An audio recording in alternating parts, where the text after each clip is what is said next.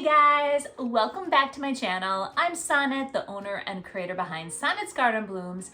And in today's video, you guys, I went thrifting and I found an old cake pan or like a mold, and I decided to transform it into a pumpkin.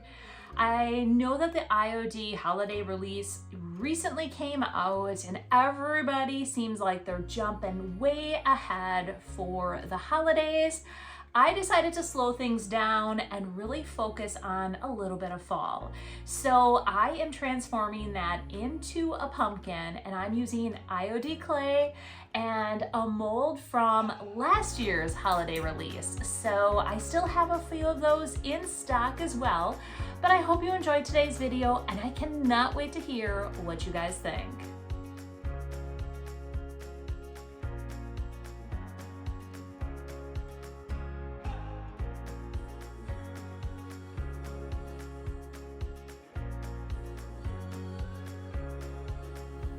Anytime I'm out thrifting and I see a bundt pan, I grab it. And this one screamed pumpkin. I went into my stash, I grabbed a spindle and an old ball jar lid to hold it in place. I positioned the ball jar lid on the bottom. I used a screw and I screwed it into the bottom of the spindle.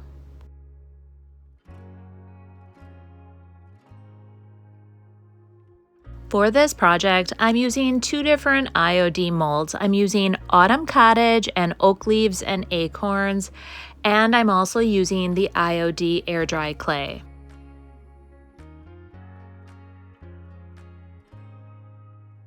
I have used a variety of different types of clay, and I always go back to IODs.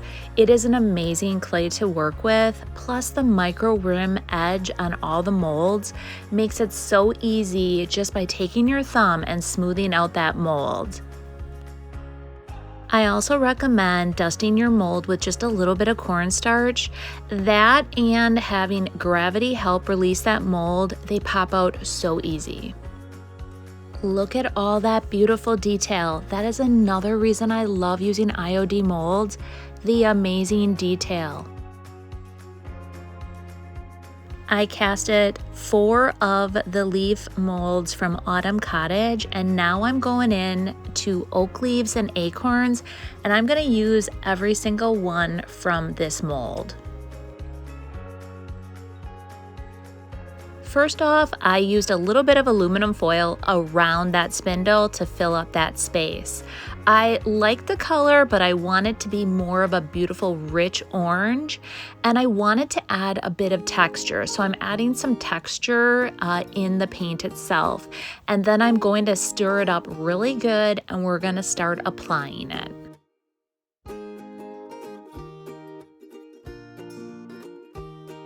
Initially, I added 2 parts of paint to 1 part thickening agent, and as I started applying it, I just didn't like it. It wasn't the amount of texture that I had wanted, so what I did is I just added a bit more and I thickened it up a little bit more, and then I used my paintbrush and I started brushing it on and then stippling it, and it created the most amazing texture on this. Exactly what I wanted. I didn't want that smooth surface because I definitely want to add a bit of dark wax and really bring out all that beautiful detail.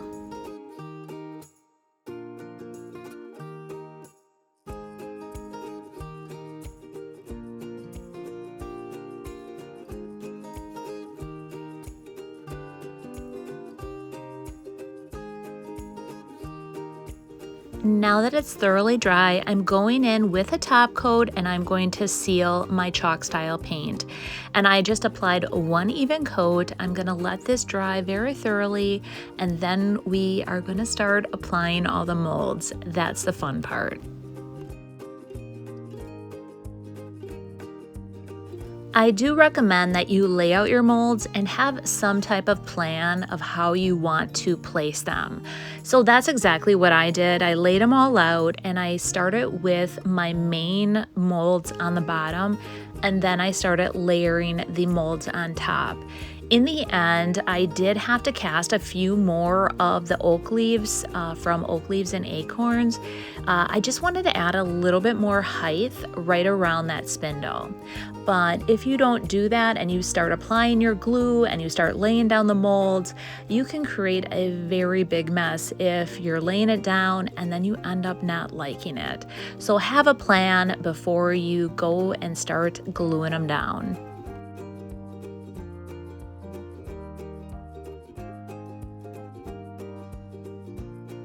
When you're applying your glue to the mold, what I do recommend is start from the center and then feather the glue to the edges. You don't want to have a lot of glue ooze out when you apply your mold. Cleanup is a lot harder than applying to the center and then feathering to the edges.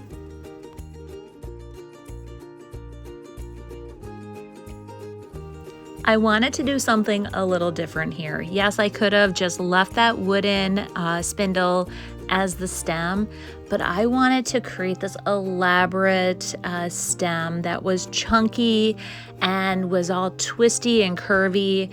And so what I did is I initially started by rolling out a chunk of clay, and I did created initially this way, but in the end I do want to tell you that I could not, the shape would not hold. How I have that like curve on top, and I loved it, you guys. It looked so cool, but it would not stay in place. So then what I eventually did is I took it off and I used aluminum foil underneath.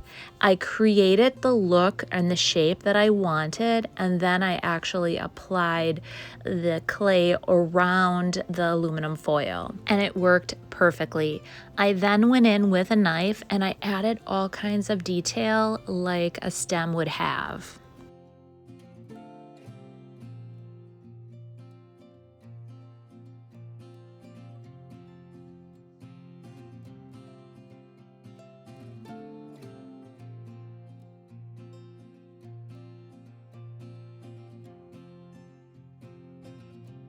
Pumpkins have tendrils which help them attach themselves to objects, and that's what I want to create here. So I wanted to create a very thin rolled out version of the stem, and after I rolled it all out, I took it and I actually started winding it around my fingers to create that look of a tendril.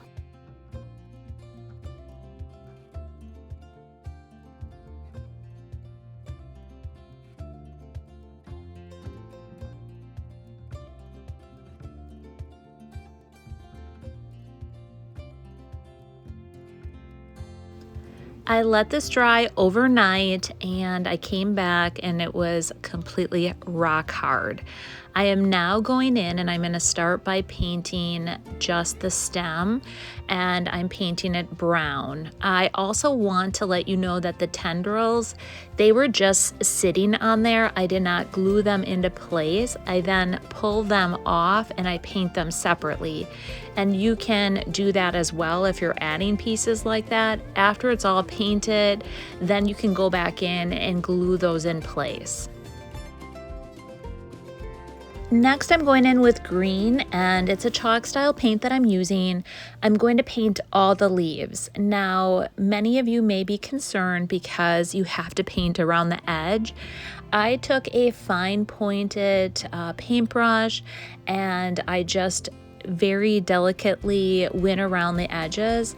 And was it perfect? Absolutely not. But in the end, it really doesn't have to be perfect. It just has to look semi-good, because we're gonna go back and we're gonna add some distressing to the base, and it's all going to blend seamlessly. So I know many of you want perfection, but there's nothing ever perfect. So I tried my hardest to stay in the lines and I did a pretty good job, but if you actually looked really close, it wasn't perfect. Now it's time to seal the chalk style paint. I'm going in with a top coat and I'm going to apply a nice even coat We're gonna let this dry, and then we're gonna come back and do a bunch of final touches to really bring this whole project together.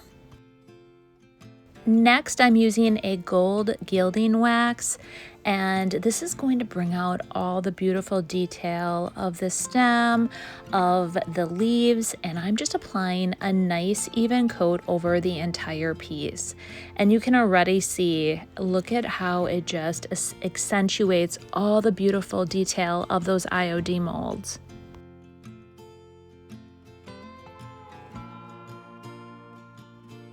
Next, I'm going in with a soft cloth and I am removing excess wax. And as you're gonna see, it's going to showcase all that beautiful color, that detail, just by wiping away a bit of that wax. And even on the stem, all that detail that I applied, it's going to really enhance that. Now it's time to bring out all that amazing texture that we added right away in the beginning. I'm starting off by applying a bit of clear wax, and I work in sections and I do it all the way around. It helps me have better control by working in sections.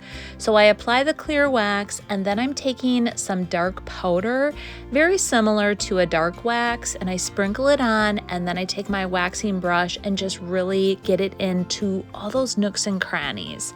I even take my finger and rub it to just kind of smooth things out here and there.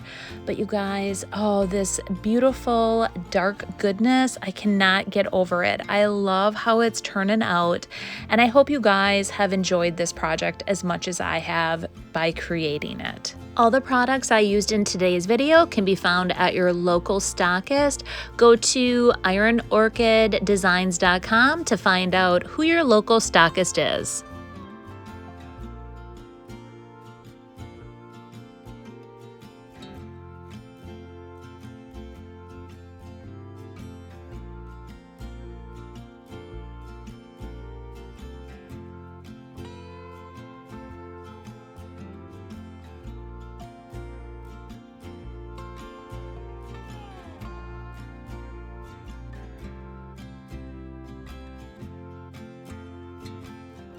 I absolutely love how this turned out, and I had so much fun just creating and layering and doing all those fun things. So I can't wait to hear what you guys think about it. Are you gonna try something like this on your own as well? I sure hope so. So if you haven't done so yet, definitely hit that subscribe button and turn on your bell notifications so every time I upload a video, you'll be notified. In my private group today, I actually was asked if I was going to do the 12 days of DIYs. I have heard so often recently that people loved the 12 days of DIYs. So I am going to do a bit of brainstorming this weekend, and I'm thinking I am going to kick off the 12 days of DIYs in December and just do it for you guys. I will show up each and every day, whether it be just a short video or a longer video, but I think we can come up with 12 DIYs to do for the holidays. So, if you don't follow me yet over on Whatnot, I want to let you guys know I'm doing the 12 days of Whatnot, and I'm starting that on October 15th. I have been doing a lot of cleaning up, and I have a lot of stuff that I need to get out of my inventory. So we're talking all kinds of stuff, you guys. It's not just upcycles or things that I've thrifted over at the Goodwill bins. It is all kinds of goodies. So I am going to get through my retreat, which is October 2nd, and actually 2nd, 3rd, and 4th. If you haven't grabbed a ticket yet for that, definitely grab one. There's just a few tickets left. And after that, I am going to load those 12 days up. I want to have at least 100 items per day. Pre-bidding will start, and you guys, there's going to be a lot of good stuff. So super excited about that. And last week I kicked off my game day bundles. So I am going to carry that through the season of football. And each Sunday I am going to bundle a bunch of items up that I have in excess of. and I am going to clear my shelves off with those. So to give you an idea, last week I had quite a few bundles.